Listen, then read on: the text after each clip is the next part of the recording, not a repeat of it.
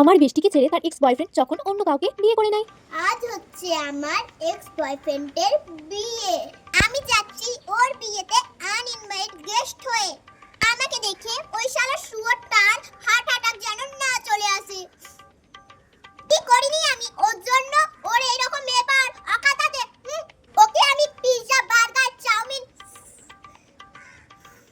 সব খাওয়াতাম আমার টাকায়। শালা শুয়োর নিজে তো একটা বড় সড় ভিখারি, সেই জন্য বড় লোক মেয়ে পেয়েছে বলে বিয়ে করে নিয়েছে আমাকে ছেড়ে। তো ডায়মন্ড পাওয়ার যোগ্যতাই না, তাই জন্যই ওই তিন কাটাটাকে বিয়ে করছে এই সুন্দর ডায়মন্ডটাকে ছেড়ে।